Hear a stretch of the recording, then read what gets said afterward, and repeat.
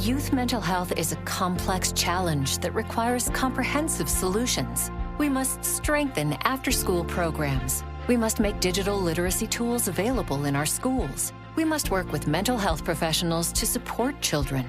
And we must empower mentors, educators, and parents to keep kids happy.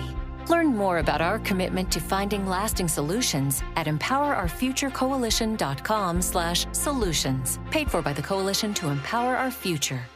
Think Verizon is expensive? Think again.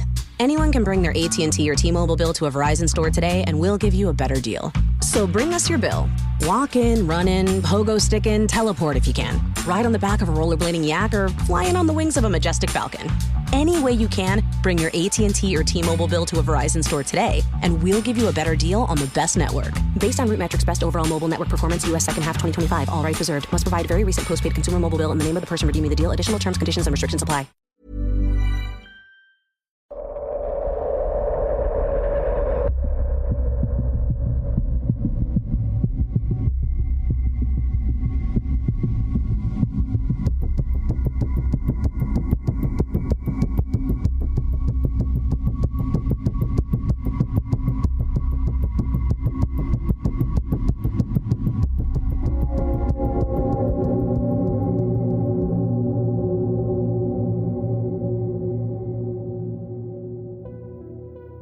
Welcome back to another episode of Scary. If you're new here, my name is Will, and each week I narrate your real life paranormal experiences as well as cover some famous paranormal cases along the way. If you have your own paranormal experience that you'd like me to narrate in the show, you can send it to scaryaparanormalpodcast@gmail.com and it just might get made into a future episode. As always, before I get into this week's episode, I need to say a special thank you to our new Patreon subscribers who are Christy King, Kirsty, Carol Mall, Heather Marple, Michaela, Phil Fleming, Sean Bernard Flowers, Elle, Frankie Lloyd, and Ash Santos. Thank you so much for signing up to the show's Patreon, and if this is something you're interested in, you can find the link in this episode's show notes or simply go to patreon.com/scaryaparanormalpodcast. Over there you can gain access to exclusive scary episodes as well as ad-free main episodes. But now, let's get into our next paranormal encounter.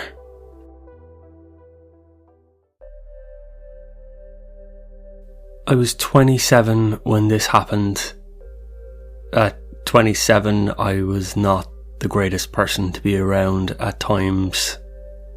I was selfish and always seemed to be creating problems for myself and other people. And the truth is, when my life fell apart at that time, I could not even pretend to be blindsided by it.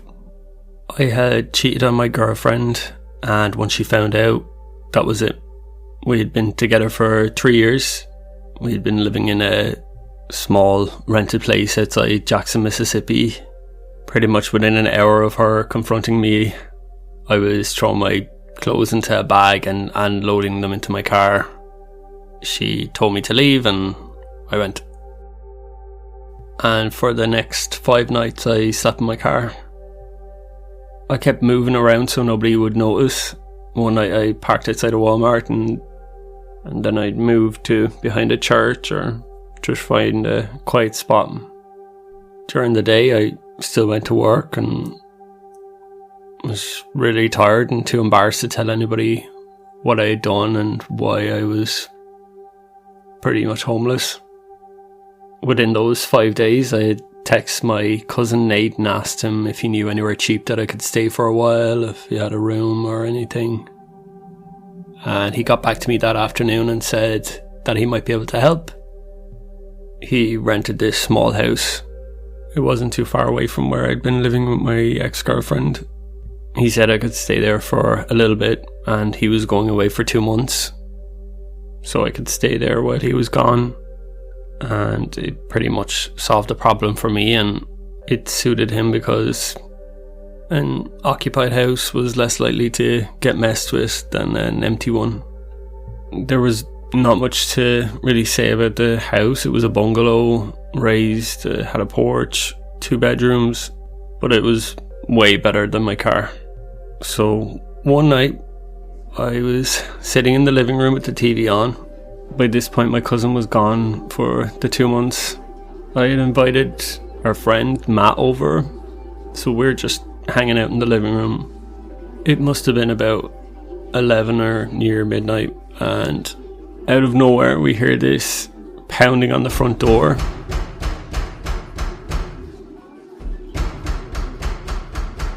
It was hard enough that it made us jump in our chairs. So I muted the TV and we listened for a second, and then it came again, really loud. No voice, just somebody really hammering the door. So we got up and I went to the door and I stood back a few feet and I shouted, asking who it was, and there was no answer. And I waited and then asked again, and there was still no answer. So I move over to the window and I pull back the curtain just to have a look. There's nobody on the porch. It looks pretty empty outside. I've got my friend with me. We should be okay.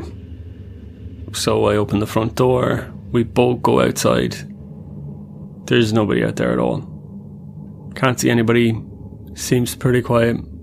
We go back in, put it down to some kids, and we watch more TV. Eventually, both of us go to bed. So I remember lying there in the dark, and I'd only been in bed for a few minutes, and I start hearing something underneath the floor. This house isn't really in great condition, so I don't know, I think I thought it was the boards or pipes or something. And then I hear this noise again, and there's no mistaking that it's coming from directly underneath my bedroom. It sounded like something moving slowly underneath and then banging off some of the wood. I probably would have thought it was an animal until I heard what sounded like somebody crying or whimpering, this sobbing sound. It was like somebody who was really upset but they were trying to keep it in.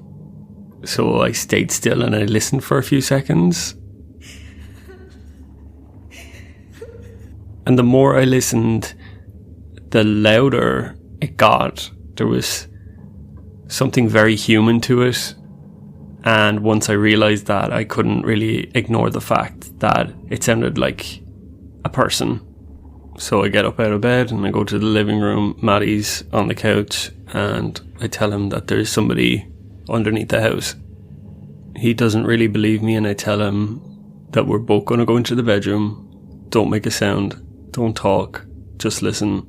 We both stand there, and then he hears the same sounds that I've been hearing. So we go get a flashlight. We both step out into the porch. I crouch down near the side of the house where the bedroom was, and I shone a flashlight under the crawlspace. All you could see was dirt, blocks. So I'm there, I'm shining the light slowly, trying to see further back, and eventually the flashlight beam landed on a person's face. I think I stopped breathing when I saw that face underneath the house.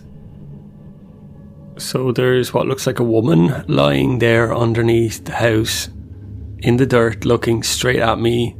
She's got dark hair. She has this really distinct white headband. Her face looked pale with the light shining on it, and there was this wild kind of look in her eyes that made me really on edge. It was quite unsettling. I call my friend Matty over and he can see her too. I tell him to call the police. During that time, I keep telling her that I'm not going to hurt her, asking her if she's okay, if somebody is after her. She never spoke to me. She never spoke to Maddie. She looked terrified, completely terrified. As I'm talking to her, she's moving further and further back, and for a moment, the flashlight beam moved, and when I went back, I couldn't find her.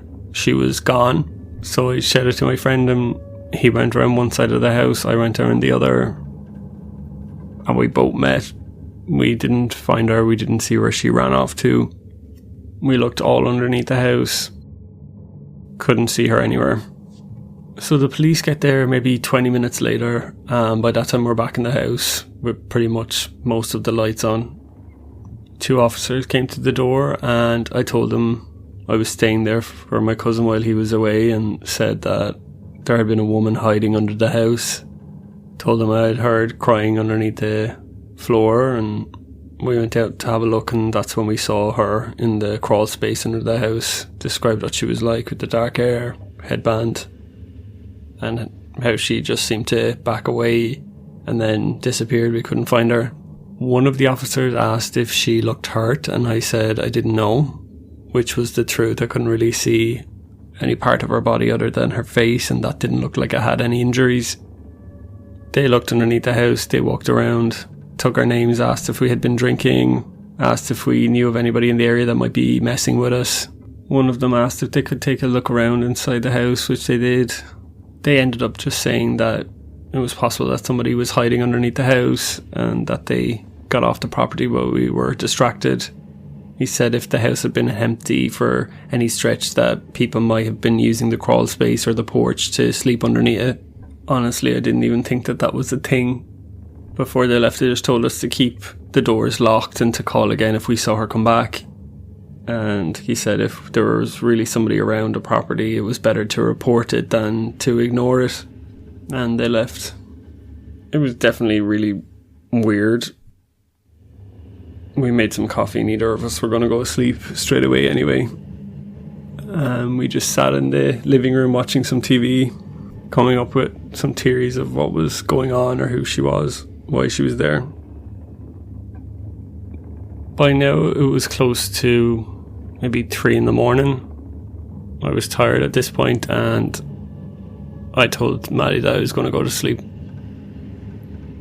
I knew they were already locked, but I checked the front door and the back door again, made sure the windows were closed in any of the rooms, and I went to bed. My bedroom is down a little hallway, and then at the end of it is the bathroom and then the other bedroom. So I use the bathroom, go to bed, and I'm in there about 5 or 10 minutes, and I hear Matty go to the bathroom. He's in there, and after a few minutes I realised that the water is running. The tap in the sink is still on. He's still there. I'm like, he's washing his hands for a really long time. So it's running. I'm like, what the hell is this guy after leaving the tap on? I get up, I go to the bedroom door, I walk out into the hallway. Maddie's in the hallway, and I turn and look at the bathroom, and inside the bathroom is the same woman that was underneath the house. Turns out that Maddie thought that I had left the water running, and he came down to turn it off, and that's when I came outside my bedroom door, and we both saw the woman standing at the sink in the bathroom. She was washing her hands, washing her face, really erratic movements. She had the bathroom light on, she had water dripping all over the floor. We were just in such shock that she was inside the house. We didn't know how the hell she had gotten inside the house. And because she was moving so strangely, I think it's fair to say the two of us were a little bit afraid of this woman. She looked like she could be on some sort of substance. She's just splashing water on her face, rubbing her face.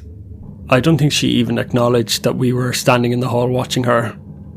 I don't even know why, but I stepped forward and I pulled the bathroom door shut. And the minute I did that, there was this burst of movement inside the bathroom. She is shouting, she is crying, moving around, she's hitting things. She sounded like she was completely in panic. It was like you trapped an animal in a room. Maddie calls the police straight away. We're talking to her through the door, asking if she needs help, asking her, is she hurt? Telling her that we're not going to harm her. How did she get into the house? She's not answering us at all. Just screaming, shouting, banging the door. The weird thing about it was she was not forcing the door to open at all. I don't know why that was the case. We were holding the door, but there was nothing pulling the door away from us. No one was trying to open the door. I don't really know how long it went on for. I want to say maybe 5 or 10 minutes. So we're waiting on the police to come, and I'm thinking she could get out this window in the bathroom and run away again. So I go back to the back of the house. You can hear her from the outside of the house, banging, shouting, screaming, everything. The bathroom light goes out. I'm standing outside, now thinking she's going to crawl out of the window after turning off the lights so no one can see her face. And I'm waiting for her to get out the window so I can, I don't know what, tackle her to the ground, keep her there till the police come. I don't know what I'm going to do. At this point, there's no sound anymore. I'm beginning to worry that she has come out the bathroom door and attacked my friend. So I shout in at him to ask him if he's okay, and after a second he responds. He's like, "Yeah, are you okay?" And I can hear him saying he's going to open the door, he's going to come in. He opens the door and the bathroom is empty. There's no woman. The bathroom is in perfect condition. There's no mess. The sounds that were coming out from that bathroom, I was expecting it to be completely wrecked. The woman in that bathroom did not climb out the bathroom window, and she did not come out the bathroom door in the house. It was the biggest mindfuck I have ever experienced in my life. We just stood there staring into the bathroom, trying to figure out how this woman had gotten into the bathroom without us even noticing, and how she got out.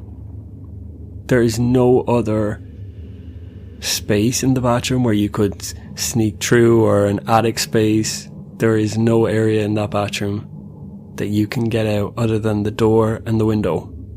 The police show up. We tell them everything that happened. At this point, I don't know what they make of us, because we've called them out twice and there is nobody to be seen, but we're telling them that there's a girl underneath the house and now she's in the bathroom, but she's gone again. They check all around, they take our names again, tell us to call if anything else happens. We're not hanging around to find out. I went to the bedroom, grabbed my keys, phone charger, everything I needed, and I tell him that I am not staying in this house. We end up driving to his place. The next morning I go back and I get the rest of my stuff, and by then he was telling me, "Hey, you can stay at my place for a while, it's fine." I wouldn't stay in that house again if I was you. I go back, I get my stuff, I ring my cousin to tell him everything that had happened, and he's like, "That's crazy." I think to this day he thinks that it was just somebody who was on drugs that got into the house and they escaped without us seeing, but they could not have got out without us seeing them leave through the window or the bathroom door. Honestly, if my friend hadn't been there, I think I would have just lost my mind. In the end, I ended up just keeping an eye on the house, going over during the day, making sure everything was alright, but I was not sleeping there at all. And I did that until my cousin came back. He says he's never experienced anything weird in the house, so for whatever reason, I don't know why it happened to me and my friend, but something really weird happened that night. Thank you to Jeremiah for sending in his paranormal experience. And thoughts and prayers to any of you listeners currently in a bungalow with a crawl space, living on your own. Thank you so much for listening to this week's episode of Scary. If you have a famous paranormal case that you would like me to cover on the show, let me know and I'll try my best to make it into a future episode. You can send your suggestions on Instagram, or you can send it to scaryaparanormalpodcast@gmail.com. As always, thank you all so much for your kind words and for listening to the show each week. I know this episode is a little bit late, but I should be back on track for next week. Thanks for listening, and join me next time for another episode of Scary. Think Verizon is expensive? Think again. Anyone can bring their AT&T or T-Mobile bill to a Verizon store today and we'll give you a better deal. So bring us your bill.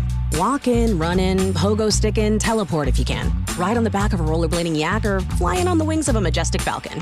Any way you can, bring your AT&T or T-Mobile bill to a Verizon store today and we'll give you a better deal on the best network. Based on RootMetrics Best Overall Mobile Network Performance, U.S. second half 2025. All rights reserved. Must provide very recent postpaid consumer mobile bill in the name of the person redeeming the deal. Additional terms, conditions, and restrictions apply. Youth mental health is a complex challenge that requires comprehensive solutions. We must strengthen after-school programs. We must make digital literacy tools available in our schools. We must work with mental health professionals to support children. And we must empower mentors, educators, and parents to keep kids happy. Learn more about our commitment to finding lasting solutions at empowerourfuturecoalition.com/solutions. Paid for by the Coalition to Empower Our Future.